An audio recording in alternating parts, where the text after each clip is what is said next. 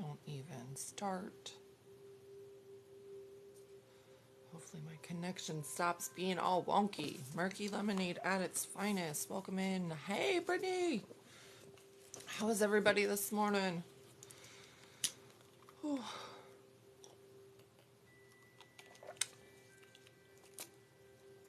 We are moving into chapter 2 of Badass Habits.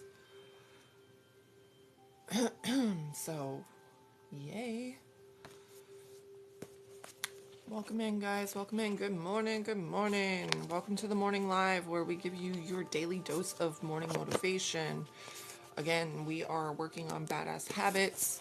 We are in chapter 2, and this one is called Healthy Boundaries. Who doesn't need some healthy boundaries? I know I do. Oh my goodness. Welcome in, welcome in.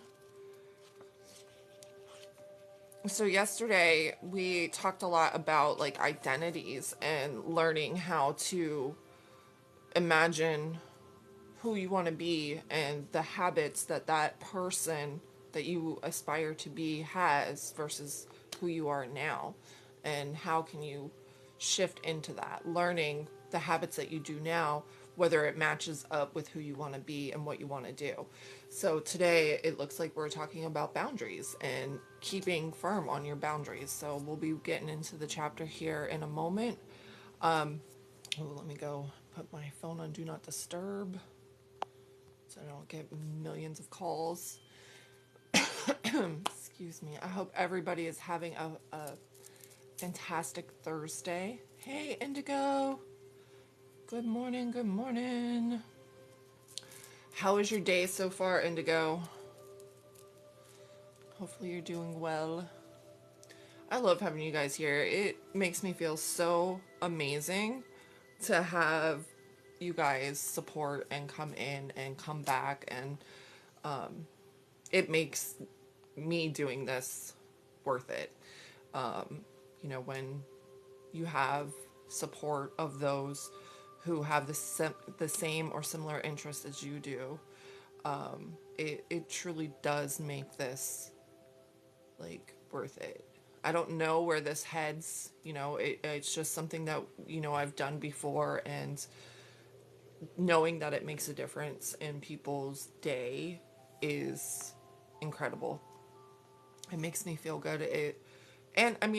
And selfishly, it gives me that boost. It gives me that motivation. This is, they say that you should do 10 minutes, at least 10 minutes or 10 or 20 pages a day of personal development. So this helps keep me accountable as well. And for that, I'm truly grateful for you guys for being here and supporting and having that same thirst for knowledge on Thirsty Thursday. Awesome. Great. I don't even see it anymore. But yeah, and I need to, thanks for the reminder. I'm going to write that down actually. I want to make a video for what anybody wants to do for the next book.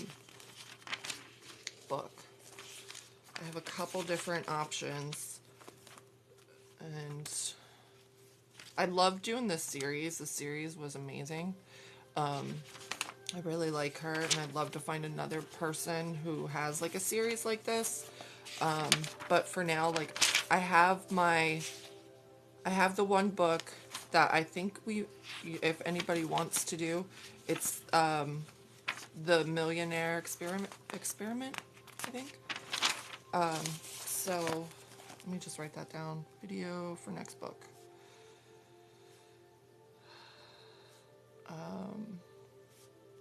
Video on my book.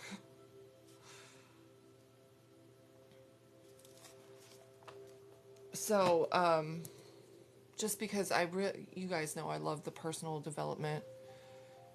That's the one you sent to us before, right? I think so. Yeah.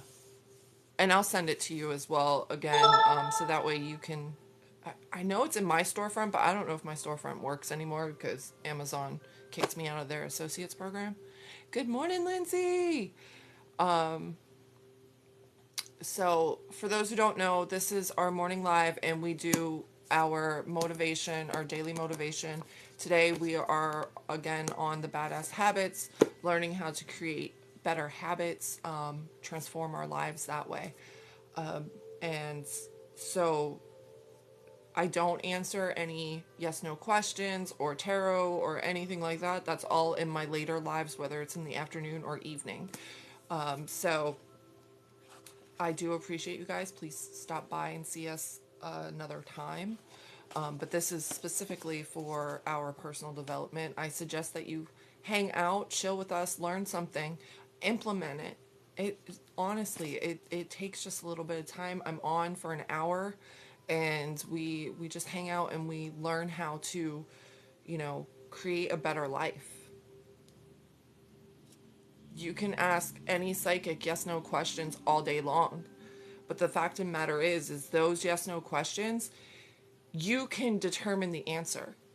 You can change your life to, align with the life that you want. I needed this morning live. I love having you here. So if you want to create your life, if you want to have the life you've dreamed of, this is the live you want to pay attention to. Asking the yes no questions, yes, you can get guidance, and that's what we do when we do our lives with our tarot. We give you guidance on how to get there, but this is how you implement it. This is how you truly change your life.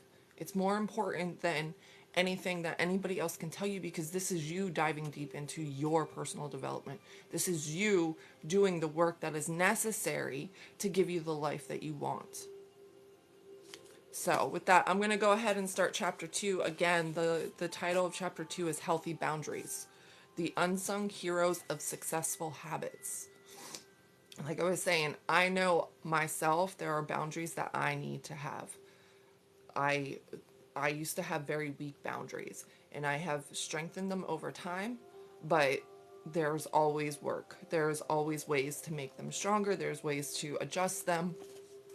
So get your notebooks out. All right. I grew up in a suburban neighborhood that was teeming with kids more or less my own age. We had trees to climb, woods to build forts in, backyards with swing sets, and steep incline at the top of our street that was excellent for riding a bike or a skateboard down at alarmingly high speeds. One late summer afternoon, when I was about 5 years old, a bunch of us were playing outside when Charles, my 4-year-old next-door neighbor, decided to ride his bike down a hill all on his own and see how fast he could go. I don't remember watching him walk to the top of the street or seeing him come down the hill. What I do remember is the part where his tire hit a rock, his bike flew out from under him, and he traveled a good 6 feet along the road on his face. Everything after that happened in slow motion. All of us kids screaming and running up the road towards our fallen friend. Charles, peeling himself off the ground, his face slowly erupting in a bloody, slobbery howl, and our babysitter, Janet, probably only 13 herself, with her skinny arms flailing all over the place, grabbing Charles and yelling, "Jennifer, go get his parents!" The parents were all at a cocktail party down the street at the Haynes' house, gathered together on their giant screened-in porch, sipping gin and tonics and luxuriating in their temporarily child-free status. I ran all the way there, but slowed to an unenthusiastic stroll as I approached the house, realizing, with terror, that I was about to walk into a room full of adults. I made my way around the side of the house to the dreaded porch, fully hidden from view thanks to the fact that it is set high off the ground. Peeking inside, all I could see was a sea of legs. So many legs of so many grown-ups who would all stop talking and stare at me when I climbed up the 3 big concrete steps, made my surprise entrance, and stammered out of my news. I was terrified of being in the spotlight, terrified of getting in trouble for playing in the street, terrified of grown-ups in trouble for playing, terrified of grown-ups in general, So I reached up from my hiding place next to the steps and knocked over so inaudibly on the very bottom corner of the screen door. Then I turned and ran all the way to my house, got into my bed, and tried to conjure up the stomach ache that I was prepared to fake the second my parents got home. This is how many of us deal with setting certain boundaries. When it comes to getting clear on and standing up for who we are and what we need, we timidly knock on the door if we even show up to knock at all. Then we slink off and curl up in a ball of our self-imposed suffering. Like a little kid who's scared of getting scolded or who doesn't want to upset anyone or who's generally afraid of being seen, singled out, or judged, we opt for, no, that's fine. Ignore this gigantic stack of work on my desk. What can I do for you? And leave our own needs lying in the street, crying out for help. Charles ended up being fine and still speaks to me, by the way. Personal boundaries define where you end and the outside world begins. Having healthy boundaries means owning your actions, emotions, and needs, as well as not owning the actions, emotions, and needs of others. You are responsible to other people. You are not responsible for other people. Big difference. Just as our skin is the boundary that defines our physical bodies, the walls of our homes define our living spaces, and 15 items or less at the grocery store means 15 items. People, not 20. We have personal boundaries that need to be clearly defined and respected as well. For example, we need to be able to decline invitations we don't want to accept, to confront people who make comments that cause us discomfort, and to tell our boss to stop parking in our parking spot already. We need to ask for help.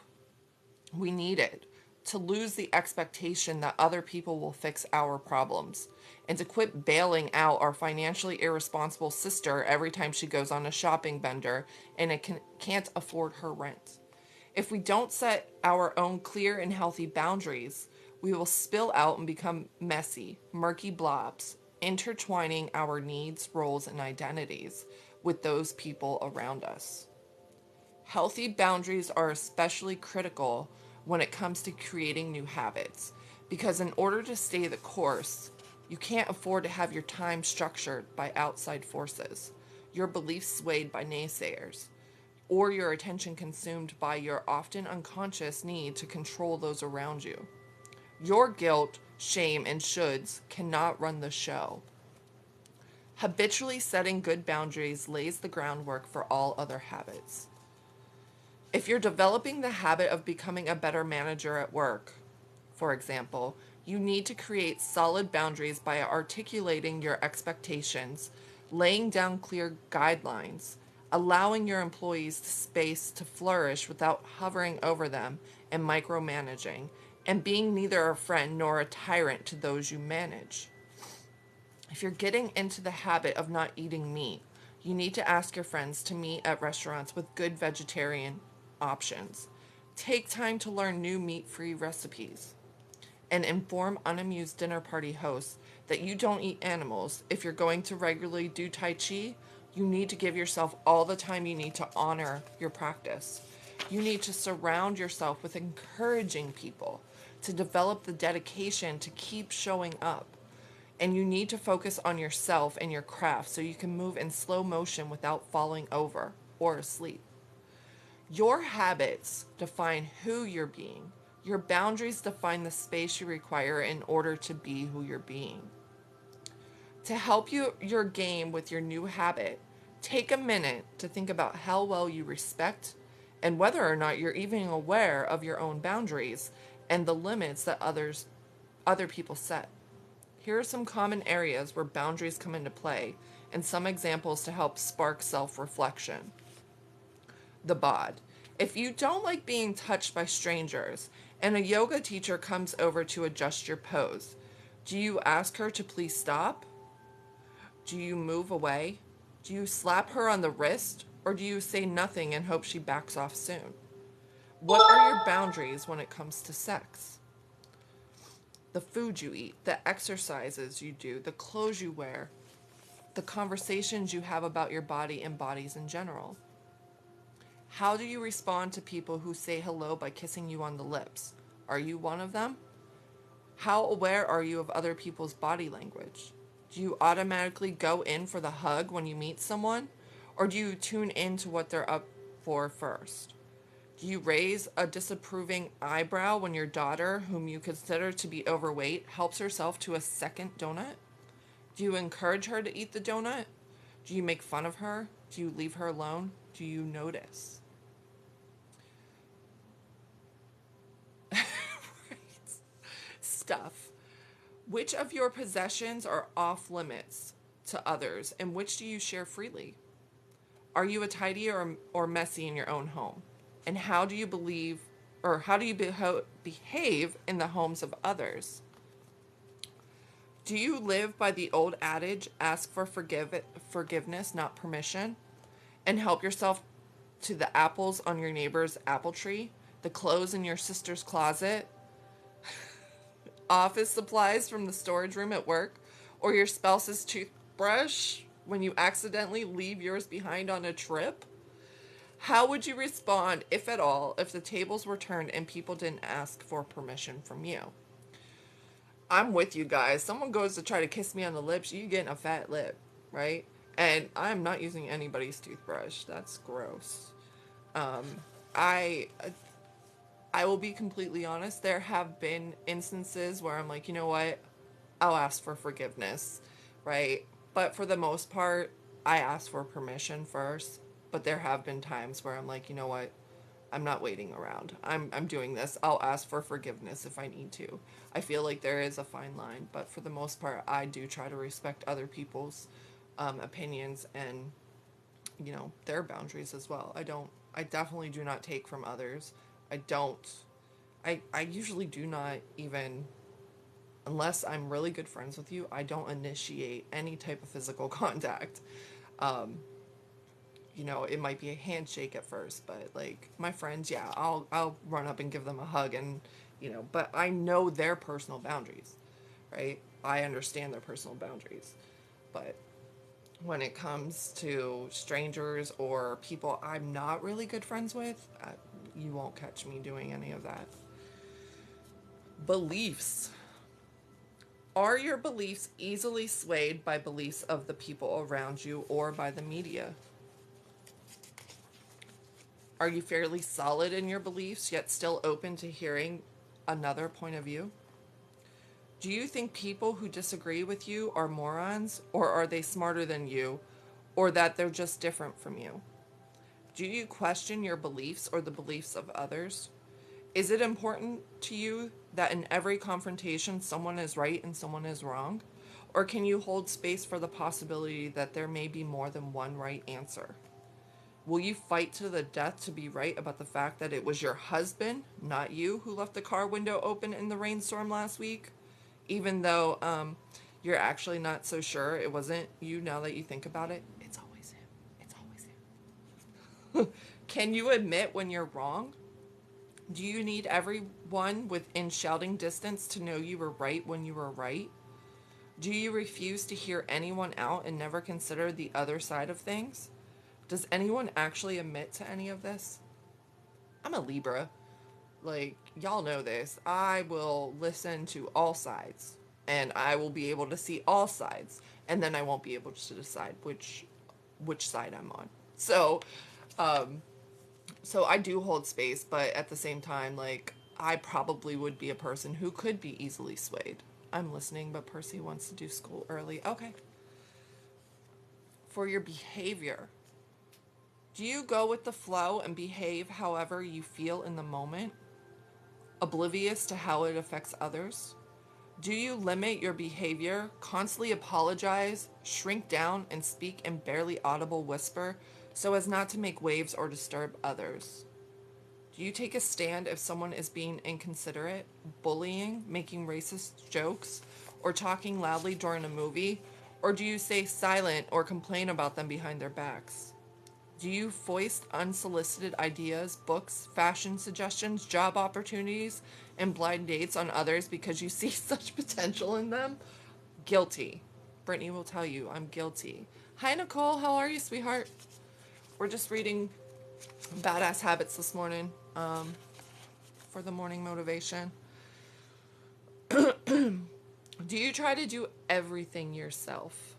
Do you try to get others to do everything for you?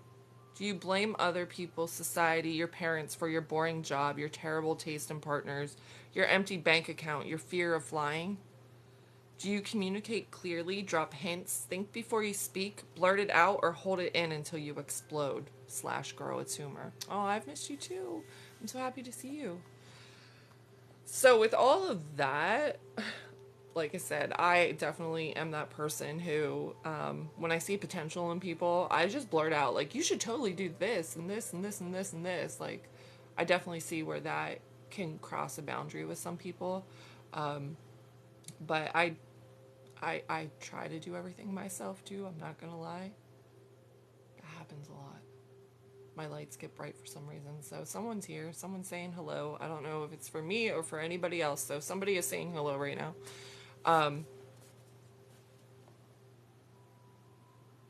Perhaps a Lydia.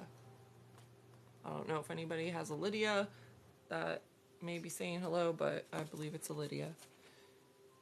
It happened as soon as I looked back. Well then.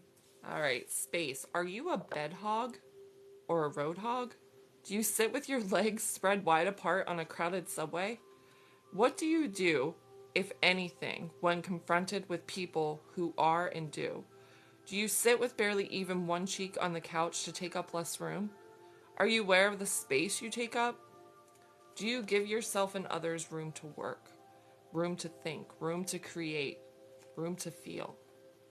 Do you guard your privacy and respect the privacy of others? Emotions.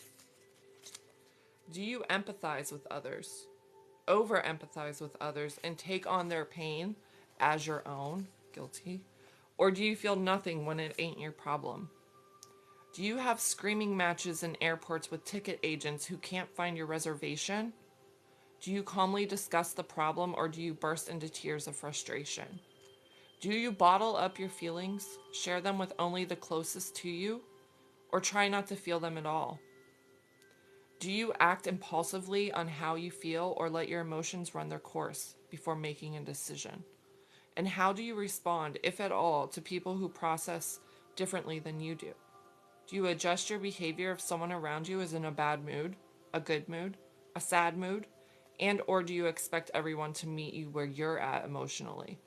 Are you aware of other people's mood? Do you try to fix other people's bad moods? Time. Do you respect your time and others by being punctual? Do you refuse to suffer those who waste your time? Do you take the time to read your neighbor's entire book about the local flora and fauna against your will? Or do you tell her you're too busy? Do you take guilt-free alone time for yourself? Do you complain that you can't find the time to do what you want to do? Do you make time, or do you waste time? Availability. Now I remember why we're like, we need to chunk this up. This is a lot. Availability. Do you make yourself available for intimacy, friendships, success, fun? Do you make yourself available for verbal abuse, negative energy, toxic relationships, the unappealing whims of others? Do you listen to your friend complain about her job for the 500th time? Or do you tell her you can't hear it anymore and to get her act together, tell it to someone else? Do you let people you don't like into your life, home, book group because you don't want them to feel bad or make a scene? Are you more available for the needs of others than for your own needs? Are you aware of the needs of others? Energy. Do you eat food, listen to music, participate in activities, hang out with people who give you energy or deplete your energy? Do you disengage from people and activities that drain you? Or do you suck it up and power through and find some happy medium?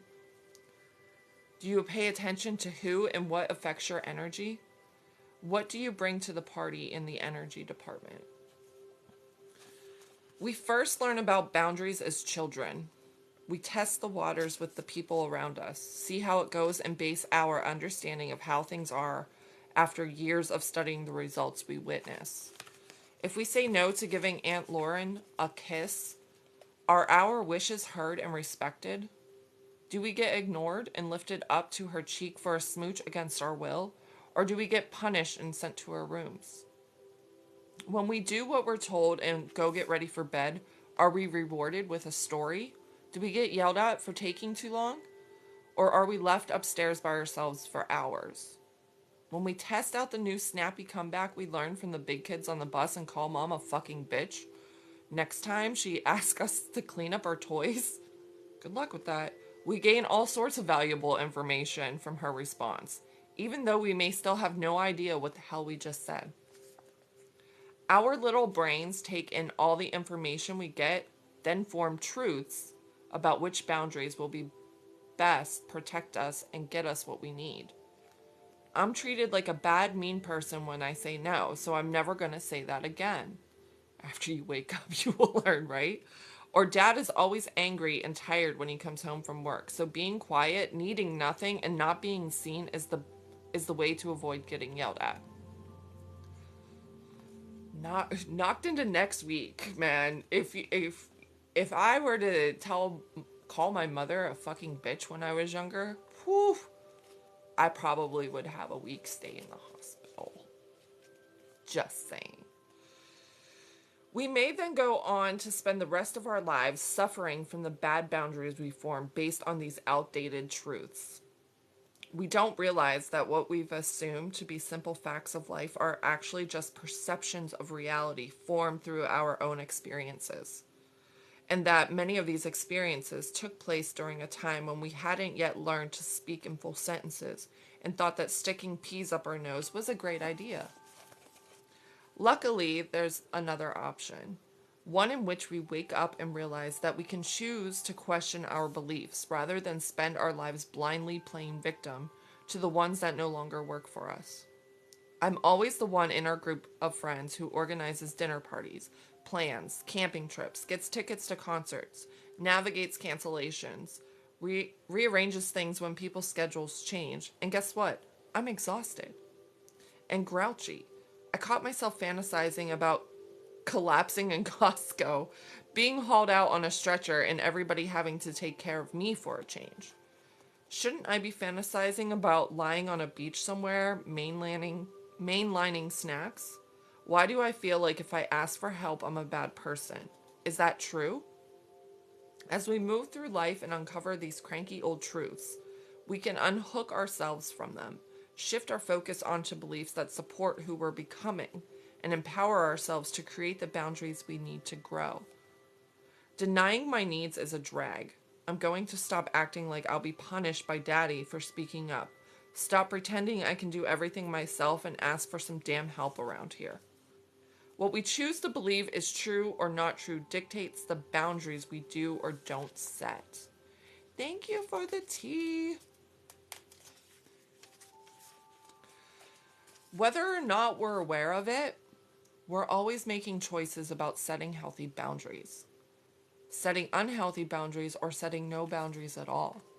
Depending on our upbringing, how evolved we are, the situation, and how many cocktails we've had, we either stand up for our needs and the needs of others, or we throw our and everyone else's needs under the bus.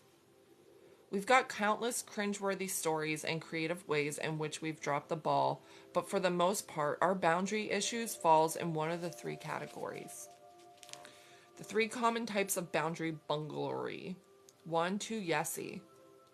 We say yes to everything because we want to avoid confrontations, disappointing others, appearing selfish, or missing out on the chance to feel needed and important. Too much no. We say no to everything for fear of being seen, disappointed, disappointing, judged, inadequate, needy, or hurt. We put up a wall to hide behind as opposed to creating a boundary that allows us to fully flourish, right? Too controlly. We try to control others. We get them to take on our problems and or become overly involved with their problems. We seek out those who enable us and or become enablers ourselves because we don't want to fix our own lives. We want to feel in control, needed, loved, and not alone. I'm number 3. I'm gonna be completely upfront and honest. I can say yes and I can say no, and I have no problem doing either. I don't I don't say yes too often. I have no problem telling people no. And I don't say no too often either, but I am a control freak. Completely. And a lot of it is because I don't want to fix my problems. I want to fix everybody else's problems.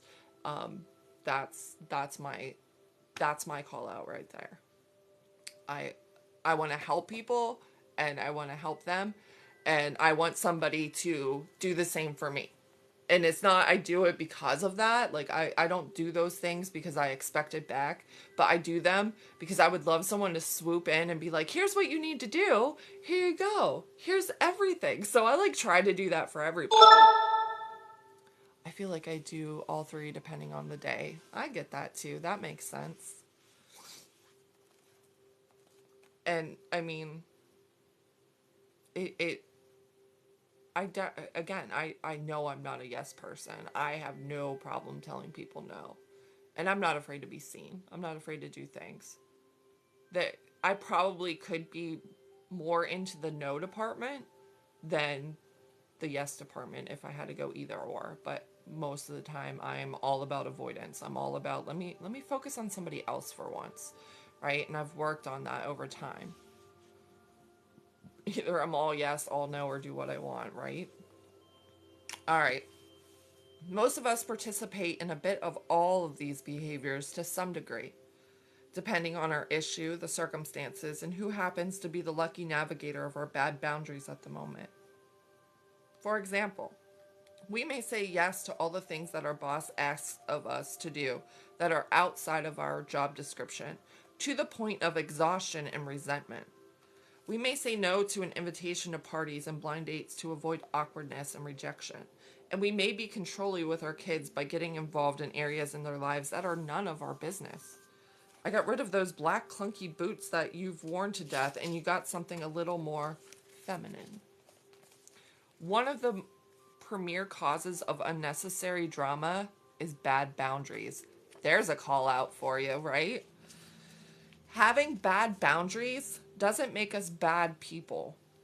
It just makes us regular old people who are trying to avoid feeling pain and isolation by behaving in ways that ultimately cause us to feel the very pain and isolation we're trying to avoid. Joke's on us.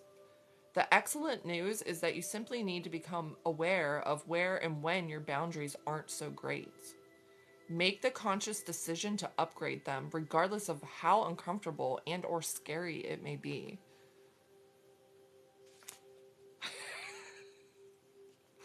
And take back some control of your own life.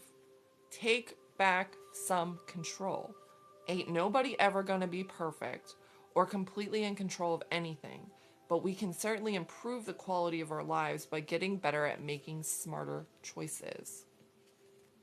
Here's where we get confused when it comes to boundaries. We want to be nice, to bring joy to others, to be good, helpful, agreeable, compassionate, popular people. And we think that compromising our boundaries is the best way to meet those needs. We mistakenly perceive boundaries to be bad, mean, unbending barriers that keep others out. We fear that setting a boundary means that we're cutting ourselves off from others, delivering an ultimatum, putting up a wall, being demanding, controlling, rigid, and worst of all, selfish. Meanwhile, clearly defining who you are and what you're available for isn't selfish, but rather it's self-ish. For example, telling your teenagers that they're unauthorized to disturb you unless it involves the police during the 30 minutes you've set aside to read and meditate every afternoon is indeed self-serving, but it also benefits your kids. By setting a boundary and taking time for yourself, your children not only get a more relaxed, attentive mother who values herself, but also an excellent model for how to set good boundaries themselves and much needed practice respecting those boundaries of others. Think about what a relief it is when someone tells you exactly what's on their mind, what they need, and what they're available for. Even if the boundary they set isn't the most convenient or beneficial to your own needs. Knowing where they stand beats the hell out of trying to read their mind, walking around on eggshells, or trying to figure out if their evening performance of slamming drawers and silently moving their mashed potatoes around on their plate is about something you did or said, or if it's even about you at all. Good, clear boundaries are a gift to everyone. Resentment, exhaustion, guilt, obligation, and passive aggressiveness are gifts to no one. The problem is that quite often, when we bravely take a stand and declare that we are no longer available to make dinner every night of the week because we now have choir practice, people don't exactly pick up quickly on the gift aspect of the new boundary we've set, especially the people we care the most about. Over the course of the nearly 10 years that I've been speaking on the topic of badassery, rarely do I get through a Q&A without this question rearing its head. What do you do when the people closest to you don't support who you're becoming? The reason this question is so common is that when you change who you're being, which involves developing new habits and boundaries, your transformation often upsets those closest to you because, number one, they no longer get to be right about who you're being. And as we know, since they are human, they love to be right. If and when they understand and accept the new you, they get to be right again and will feel better about the whole thing. If they never understand to accept the new you, they will act out. Number two, you've gone from a known entity to a new unknown entity, and people fear the unknown with the same zest they have for being right. On a primal level, the new you changes an aspect of their reality. And if what they perceive to be real is now not real, it's upsetting. It also suggests the more things about their reality could slip away. If my best drinking buddy no longer drinks and has a boundary about no booze being allowed in her house, dear God, what other things that I rely on are going to disappear? Number three, you're showing them that change is possible. You're basically giving them unsolicited advice simply by being. If I can better myself, so can you. If they're not available to receive this information, if they prefer to cling to the familiar in their lives that aren't bringing them a whole lot of joy, instead of making the changes they know they need to make, they're going to be grouchy and perhaps snarky around the new you. Number four, in order to shift who you're being and own the new you, you have to basically kill off your old identity. And people get unpleasant when you kill the people they love. We talk about that a lot with manifestation. It's the old man. You have to let him die. This is why, should you decide to take your job more seriously and start dressing more professionally, Joe at the deli, whom you hardly know, will give you a high five and a looking good when he sees you on your lunch break. And the people who allegedly love you, your spouse, parents, bestie, might say things like, "Look at you, Mr. Fancy Pants, you too good for us now?" Number five, and let me just go to that. You see this a lot on a lot of your feeds on social media because they're like, nobody supports you better than your social media friend, that friend you met on TikTok, right? And it's so true because those around you don't want to see the change, right? It threatens them. It makes them not know, right? Again, like she said, they want to be right, and that makes them question whether or not they know what's going on. Number five, if you've been terrible at setting boundaries your whole life and suddenly start sticking up for your fine self and your needs, some people will be disappointed, knocked out of first place, deprived of their doormat, servant, chef, chauffeur, and might whine, plead, call you selfish, and explain that they will perish if you stop doing everything for them. The people closest to you have the most to lose by losing you. So they are the most resistant to you changing. To express their disappointment and fear, almost all of which is happening on a subconscious level that they're unaware of, by the way. The people in your inner circle might make fun of you, worry about you, list all the reasons why your big plans won't work, tell you you're no fun anymore, and in extreme cases, stop speaking to you. There will, of course, also be people close to you who cheer you on and or get inspired to upgrade their own lives thanks to your fine example. But the likelihood of those you love having a big old freak out bears noting because it's one of the main reasons we refuse to change the habits we want to change and set the boundaries we need to set in order to change them. Changing your habits and your boundaries takes courage, audacity, and a whole lot of self-love. Because we're uninterested in denying ourselves the things and experiences that light us up, for fear of making others uncomfy, we're going to get really good at setting boundaries. In order to help you create excellent boundaries that benefit you, give you new habit, the space it needs to take root, and help you connect more authentically with the people in your world, let's break down the 3 common types of boundary bunglery.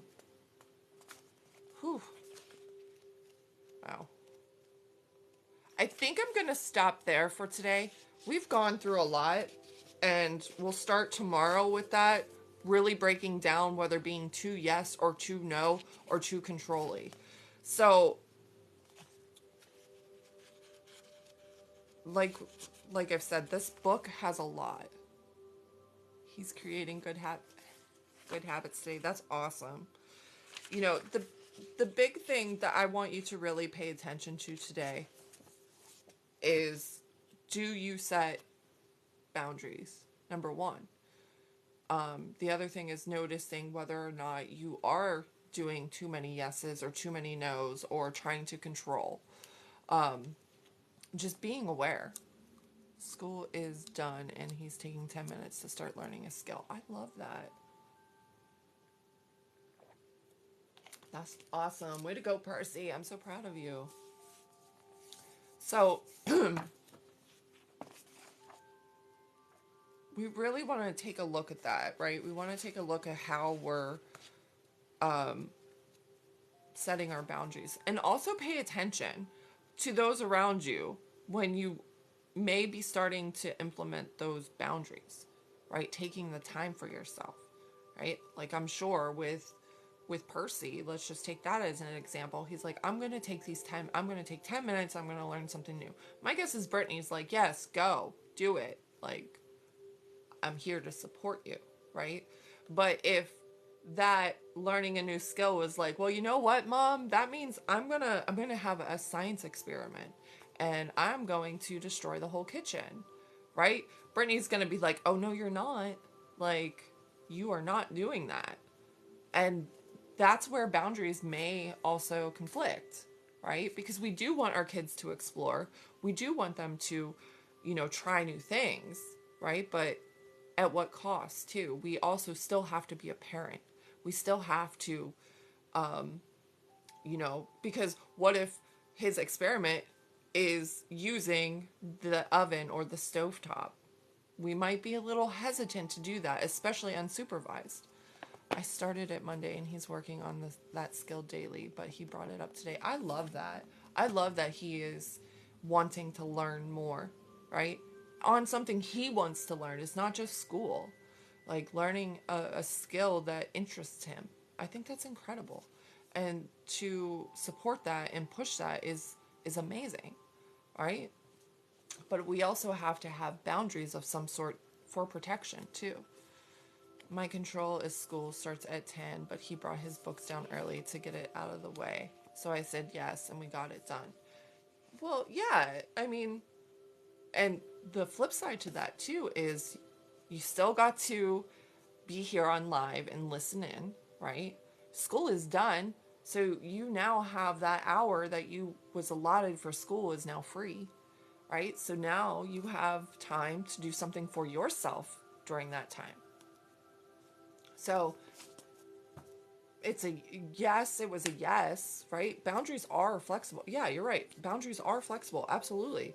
Um, I definitely feel like that's not a bad thing, right? It actually benefited everybody, right? It benefited you, it benefited him. He now is working on his learning that he wants to do.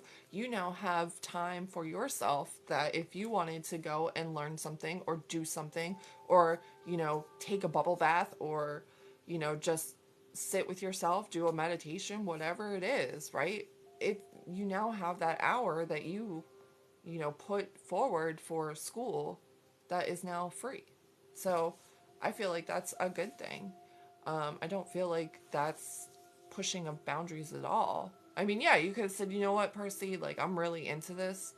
We're going to start at 10, like usual, right? But you were able to make it work for both of you. And he wasn't afraid to ask for help. He wasn't afraid to say, hey, Mom, I really would like to do this right now, right? So I feel like that's a good thing. I feel like sometimes when we talk about boundaries, we feel like we have to be tyrants with them. You know what I mean? Like, I know that that's been a big issue for me. Like, if I set a boundary, like, do I have to be that tyrant? No. No, I don't want to do that. Or no, I set this boundary. But there is flexibility that can be had. Mouth is so dry.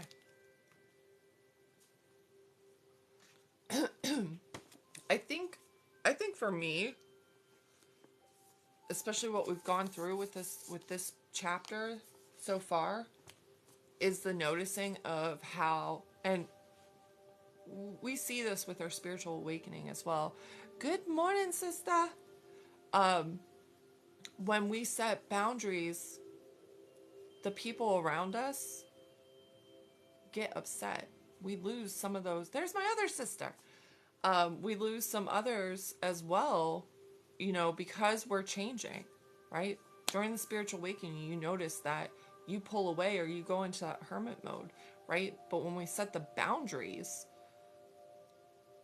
a lot of people want to fight them, right? They're like, no, that's not who you are. That's not what you do. You always do this, right? And so that's why we have to really say, you know what? I know that's something that I've always done.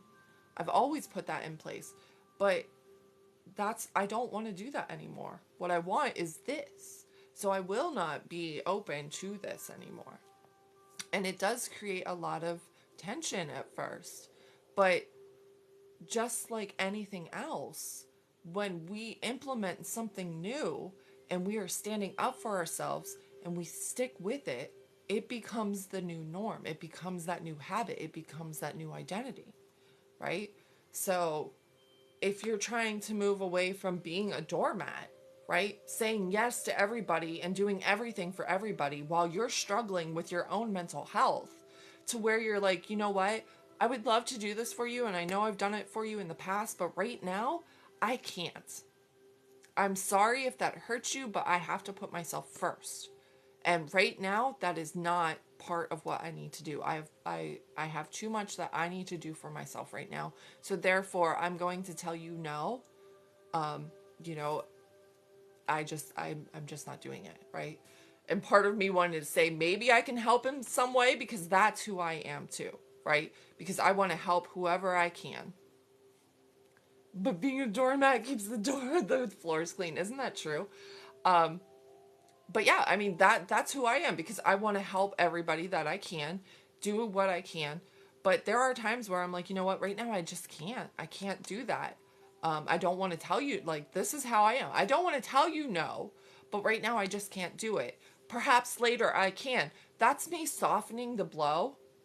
And all it does is create more chaos for later because they're like, you said that you may be able to help me later. Where I would just be putting off that uncomfortableness. Whereas if I would just say, you know what, I just can't, right? I can't do it. I'm not doing it.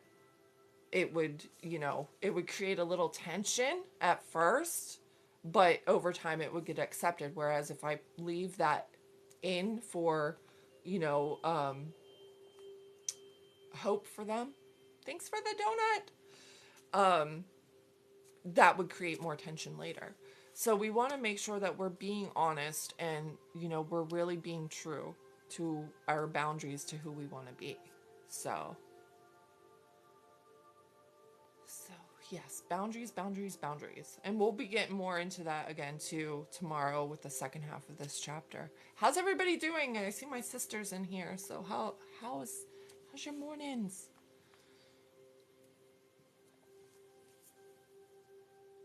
And Jenna, I forgot to call yesterday. It is on my list to do today. So I will make sure we have a pie there for Saturday. I have some other phone calls to make too that I'm going to make once I get off live. It's cold in Maine. I bet it is. It's cold here. It's all yucky. Rainy and yucky here. Bentley is still asleep. Aw. Oh yeah, it's only like 6:45 out there. Is it pretty out there though, Jenna? Like, how is Maine, like, scenery-wise?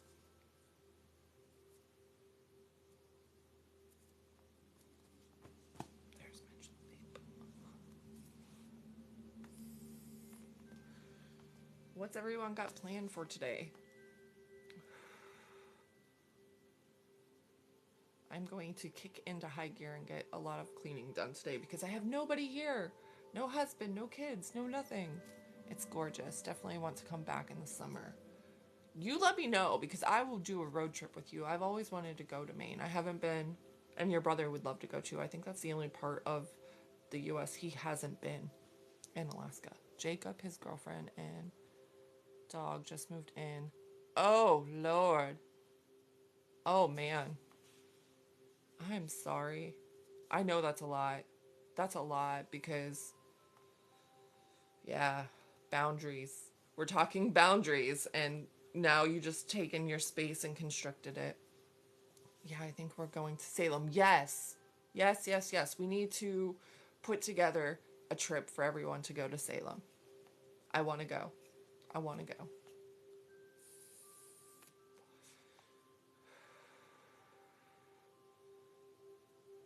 Sarah, I don't even know what to say to all of that. I know that's a lot. And I know the whole situation too. It makes things a little bit more constricting. You're staying there tonight? Woo woo. Thank you for the teas. Thank you guys for all the gifts. I don't like having another lady in my house. God gave me 3 boys for a reason. I hear that. I feel that. Although, I got Lex, but she's just an extension of me, a better version of me. So I'm like, I'm down.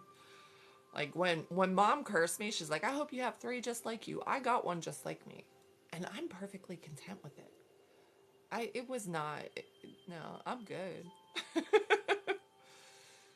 She is like my higher self. You are so right. She really is. She is the version I want to be when I grow up. Just like we say, we want to be Lexus when we grow up. You'll have to let me know how it is, though, Jenna, because I've always wanted to go to Salem. I've been talking about it for years. And I would love to do a girls' trip out to Salem, for sure. I know. She blows me. Although this morning she had... Oh. So, we're trying to figure out after school stuff, because she had said that Dre is, she has an appointment, so I didn't know if Dre would be back. So I was like, can you ask one of your friends to just bring you guys home? She's like, I don't want to ask anybody. I don't want to ask anybody anything. I'm like, okay. All right. I'm not going there.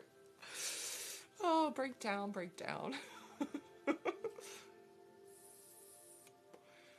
She stepped in a puddle on her way out the door because today is like dressed like your dad or your mom or something like that, and she dressed like her dad or dad something, or it's like soccer mom something dad. So she dressed like the dad. So she's wearing like basketball shorts, her dad's trophy husband shirt, a backwards hat, and then she decided to be funny and wear socks with Crocs. And and she walked out, and luckily we didn't even leave yet, and she stepped in a puddle, and I think that just set her off. Nathan's car should be there. Okay. If his keys are in it, I'll just take it. But yeah, I was just like, can you ask? She's like, none of my friends drive. Like, it's Casey. And I was like, okay. Calm down, girl. But, you know, it's a hectic week. We got prom on Saturday. She's got a trap meet tomorrow. And, like, the trap meet, because it got canceled from Tuesday and moved to Friday, set her off because it's decorating for prom. She was supposed to do archery as well, but now she has to cut prom decorating short at 4 so she can go shoot. Yeah, that's what Lex said. I'm glad that she got in. We go the 17th of May for Lex's brain MRI and to get her Holter monitor. So it's crazy. Girl dad, yeah. So she looks just like Justin. It's funny. I should have taken a picture, but I wasn't pushing my luck this morning. But so yeah, it's been an interesting morning. Good morning, Monica. How are you? Andrea bought cargo pants and an apron. That's what I told her. I was like, we should have found like an apron that says like kiss the cook or, you know, something like that. So, but it's funny. Although, when I go through like my feed, like my Facebook feed and stuff, like now, like I was looking at pictures of Lexus from the play earlier in the school year, and where she had to dress up like the assistant. I was like, I thought that was me for a second. She decorated it with a spatula and said, "My burgers are so flipping good. I love it. I love it." That's awesome. They're so creative. Everyone's so creative. Sorry. I love that woman. She cracks me up.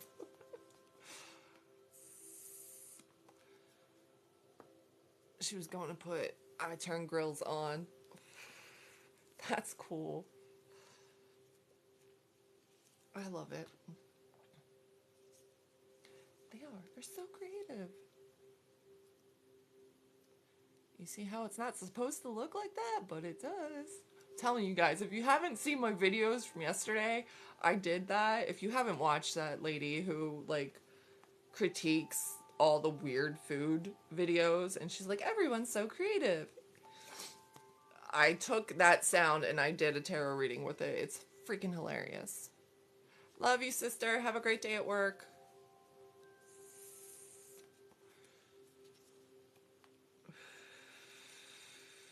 I don't know. I've been feeling silly lately and it's awesome. You gotta step out of that comfort zone. Get a little uncomfortable. Get silly. Who cares? Have fun. Life is too serious. And if we're always like, and this is me talking to me. So like life is so serious and I'm a very serious person. A lot of people know that about me. Like I am very serious, but when I let loose, like I have a fabulous time and like I definitely raise up, right? Whether you raise your vibration or whatever. But like I have been that serious person most of my life. Like that Lexus is me how I've been like my whole life. But she's like times 10. So like I see that with her as well and I want her to kind of let loose as well, but she's so on point as well. Your brother is too. Well, he's an Aquarius. So yeah. Sorry. Sorry about your luck, sister. I love my brother. I love him to death. But like he's so hard-headed. He's always right. Always right. I'm as serious as a heart attack, but will be fun too. Yes. Yes, like when I have a goal or I know like I'm serious, so serious. But when I let like I am a fun time. I really am. But I noticed before like when I was younger, in order to get to that point, I had to drink. I had to drink. I was the best time in a bar. I was the best time. I had fun, I danced, I like, but I don't want to have that. I have my moods and moments, yes. Luckily, he's honestly the best, and he is always wrong when it comes to his Scorpio life. I know. Oh, I love it though. You guys test each other. I love that. And you guys, I mean, but you guys have respect for each other too. I mean, I don't get to experience your relationship firsthand very often, but I can see the respect there. And I love that. I love that for him, especially. I mean, he's my brother and I've known him my whole life. But I love that for you too. Um, I have high respect for my brothers. Most of them. He is. He is a great human. But yeah, he is very serious. But he's so genuine too. Like he definitely truly cares. But he just, that Aquarius in him and I, like, we have to agree to disagree at times. Like, and I'm usually the one that concedes because I'm like, it doesn't matter to me that much. I'm rarely serious. Well, that's good though. Bye, Indigo. Have a great day.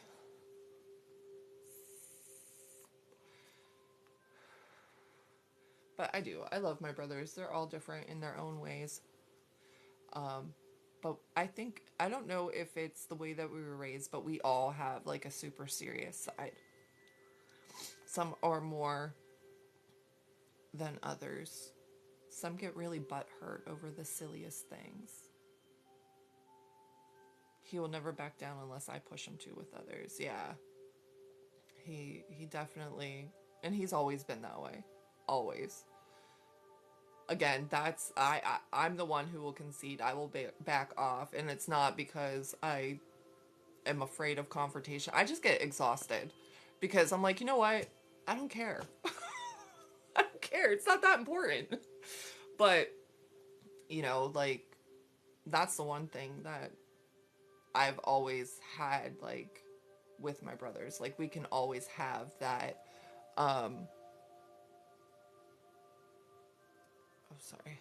We can have that discussions, and we can, you know, push one another and, stand, like, say our side. But I was talking about this yesterday on one of the lives.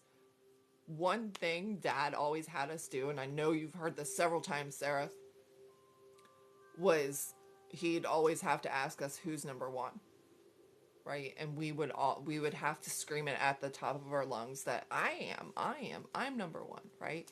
So we have that. It's been embedded to be that competition amongst one another, but I don't think any of us really want to compete aside from maybe one or two, right? Like, I know for me, and I feel the same with Mark, it's more like, I just want to be the best version of myself that I can be. I want to do what's right for me and for my family. But for some others, it's just like, I'm a good person and I do this and I'm doing good for myself and nobody recognizes it. And it's just like, ah. Mom did that with our older boys when we visit. Yes. It's one of the things that drives me crazy. It really does. It's one of those things that I don't, like, it's it's not a bad memory, it's more of an irritated memory. Like, so when it would get brought up as older, like, as we were older, I would be irritated with it. But at the same time, I understand it, like, because it pushes me to be the best. It pushes me to be the best that I can be. Maybe not compare, I just need to take the comparison of others, but push myself to be the best that I can be. Yeah, exactly. Nobody is better. Exactly. Nobody's better than anyone. So the only person I compete with is the person that I was yesterday. And I try to be better than that version. And that's something I've had to learn and evolve with over time. But, it's it definitely is something that I guess maybe is a traumatic event of some sort in my life from my past. When we talk about that, because no matter what, there will always be somebody who does something better than you do, even if you feel you are doing the best that you can, right? So the comparison to others just really puts a damper on who you are and makes you not feel good enough. So I try not to compare to others. And it's difficult, right? Depending on what you're doing or what you're trying to do. For instance, like even on my lives, like I'm friends with a lot of other readers, and I go into their lives and they have, some people have a consistent 50 people on there, some have hundreds, even thousands. And the fact of the matter is I love that for them. And then part of me is like, why can't I have that too? And there's no reason why I can't, right? And I just need to realize that we're all in different, areas of our practice, of our business, of all of that. And we do things differently. And so I'm grateful for those who support me, right? I'm grateful for those who do come to me because those are my people, right? I could have 2,000 people in my life and not be able to connect. And I know for me, I need to have that connection. That's part of my journey, is to be able to connect more one-on-one. Yes, you're my people too, Monica. Absolutely. And so even if it's not, 20, 30, 40, 50 people, the people that are in there, we have deep conversations. I help them more on a one-on-one level that they may not be able to get with the others. Could you imagine the stress of that? You are given what you can handle at that time. Yes, exactly. Exactly. And I've had lives like when I bust out my rods and I do yes no questions, I will have over hundreds of people in my life. And it's a lot of energy and it's a lot of just, it's overwhelming. And it doesn't seem to many people outside that me holding rods doing yes no questions would take a lot of energy or that it would be overwhelming. It's more for me to do that than it is to do any tarot reading. Big lives are fun, but I do enjoy the slower ones more. Yes. I had a video only get 2 likes yesterday when we got off live, but I realized that it reached the people it needed to. Yes, but here's the thing too. I've noticed, and I don't know if anybody else has noticed too, like when I put out a video, I usually don't get traction on it for at least 12 hours. It's really weird. And there you go. Yeah. So, I mean, and you just never know what's going to take off with others. And like you said, the people who see it are the ones who are meant to see it. Um, you know, my belly's growling. But yeah, I mean, the and I agree with Monica. The big lives are fun. They really are, but they are exhausting.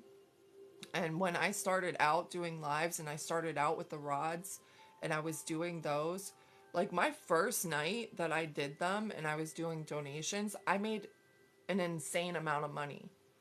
And it was crazy, but it was so draining. And I tried to keep it up and it was too much for me, especially being new to lives. And I didn't I understood shielding and everything like that, but like to understand how to like let it all go, like I had to learn my own practice with that too.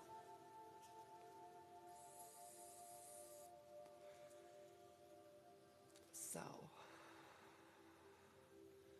I had to learn how to set my own boundaries. As we're talking about boundaries, I had to learn, how to really work with what I could and not push myself too much, because and I learned that lesson hard last year too. Back in May of last year, like I was really trying to push myself to get out there more, to be more consistent, to do more lives and, build my following. I mean, again, like since the beginning of 2021, I had 15,000 followers. I'm not even at 17,000 because I try to do too much or do, try to make something work, and and then I would ease off, or, I just tried to do too much. And last year I got put down with Lyme disease. I had to really take the time. So now I'm like, okay, I'm going to steadily, consistently build. I think it's also about releasing expectation. Yes, we set boundaries because we want things to be better, and we want things to happen. Yeah, you're absolutely right. Like, a lot of people will come on this app, and even I've experienced it, where I'm like, I had set the expectation or the goal to have 20,000 followers by the end of the year last year. And, it didn't happen, obviously. Again, I'm at 16.6, I think, thousand followers. And, I feel like sometimes when we do that, it it makes us, again, if you want to talk about manifesting it too, like, why am I not there yet, right? It's because I'm not supposed to be there yet. I will get there in the time that I'm supposed to get there and do the things that I need to get there. But like, trying to put it at a time limit is trying to control the house a certain way. And so flexible boundaries help us get a possible better result. Yes, I agree 1000%.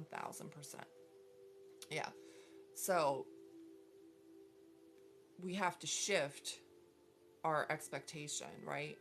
Kind of like what you were just saying too. Like, instead of being disappointed that you only had 2 likes, you looked at it from the grateful aspect that that those 2 likes got the message, right? And then right after that, it went up to 30 once you were grateful for the fact that it reached who it was supposed to. I never get likes. The algorithm, all of that, I don't understand it. I listen. I try to do the right hashtags or don't do hashtags, and I mean, it's a game. It feels like it's like once you think you figured it out, it changes.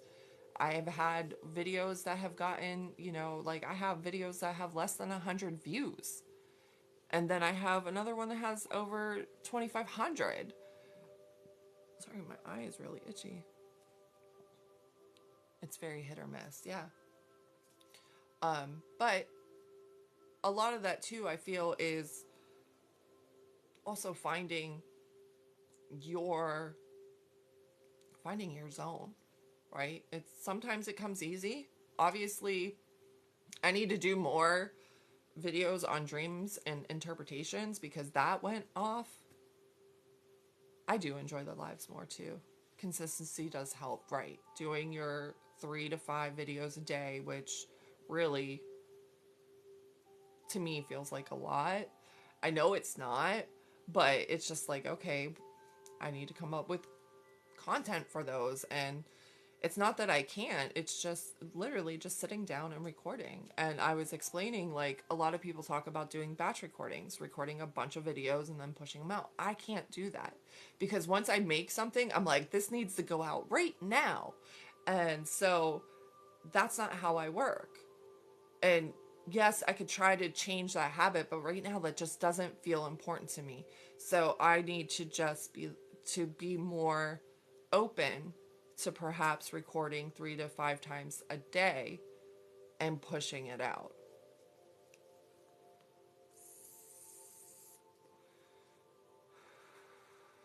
When you do 3 or more, you get stuck in the 100 views.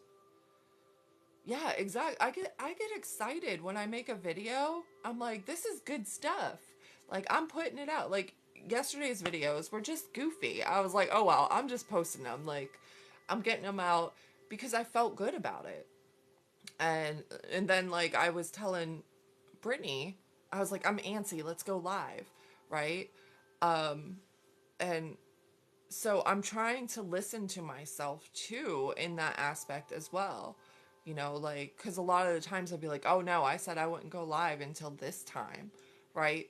But I'm trying to follow my nudges too. Now, granted, yesterday's afternoon live, it was calm, it was cool. I don't even think we did a reading. But for whatever reason, we were on at that time. Somebody needed to chat with us or whatever. So, I'm trusting the process. I'm trusting it. So then we went live later last night, and I think we did 2 readings. So, did we do Eminem readings during the afternoon, or was it evening? I couldn't remember. But yeah, so it's just trusting the process. We're gonna get there. We're moving. Yesterday was slow with readings for me, but a young girl came in and needed some support. Yeah, exactly. Exactly. Well, because I think it was the night live, Brittany. But no, maybe it was the afternoon live because you came in after lunch. I don't know. But, anyways, I just remembered, like, I was just on and freaking Eminem came right on as I got on. Trina! I see you.